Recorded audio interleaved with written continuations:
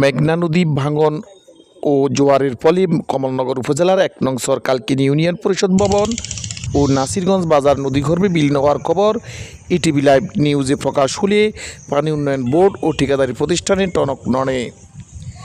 এতে ঝুঁকিপূর্ণ ওই এলাকায় বালিভর্তি জিও ব্যাগ ফেলে দেওয়ায় গ্রাম, মসজিদ, বাজার ভাঙনের হাত থেকে রক্ষা পায়।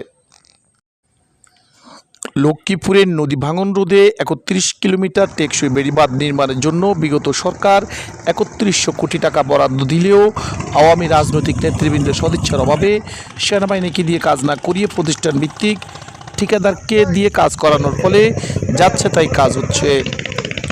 চরম অনিয়ম, দুর্নীতি, অব্যবস্থাপনা, অবহেলার মধ্য দিয়ে ৩১ কিলোমিটার বেড়িবাঁধের কাজ এতই ধীরগতিতে এগোচ্ছে যে বিগত ৭ মাস ধরে পর্যবেক্ষণ করেও বেড়িবাঁধের কাজ করতে দেখা যায়নি।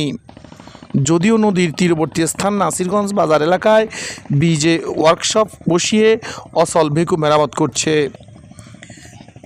স্থানীয়রা জানিয়েছেন, সেনাবাহিনীকে দিয়ে কাজ না করিয়ে বিজে ও ন্যাশনটেক নামক ঠিকাদার প্রতিষ্ঠান দ্বারা কাজ করানোর ফলে পুকুর চুরি নয় বরং সাগর চুরি করার জন্যই স্থানীয় এমপি সহ প্রকল্প সংশ্লিষ্ট সকলেই ঠিকাদার প্রতিষ্ঠানকে কাজ দেওয়া হয়েছে। কিছুদিন আগে আমাদের এই টিউবগুলো ছিল না থাকাতে আমাদের এলাকার অনেক মানুষ বাড়ি ঘর গরু বাছুর নিয়ে অনেক কষ্ট পাইছে। এরপরে আপনারা যেমন আপনাদের রিপোর্টে আমরা উপকৃত হয়েছে, টিউবগুলো হয়েছে। তবে একটা বিষয় হলো, টিউবগুলো যদি সোজা বসাইতো তাহলে আমাদের আর কোনো সমস্যা আসছিল না। আমাদের দাবি এখন বর্তমানে এইটা তো একটা অ্যাঙ্গেলে বসানো হয়েছে, অ্যাঙ্গেলে না বসাইয়া যদি বরাবর বসাই দেয় তাহলে আমাদের ইউনিয়ন পরিষদটা এই উপর দিকে লক্ষ্য করলে দেখা যায় ইউনিয়ন পরিষদটা এখন হুমকির মুখে। এখন ইউনিয়ন পরিষদটা বাঁচানোর জন্যে আমাদের যদি সোজাসুজি হয়ে যায় তাহলে ইউনিয়ন পরিষদটা আমাদের বাঁচে। এই সরকালকিনি ইউনিয়ন পরিষদ আমাদের এখন হুমকির মুখে।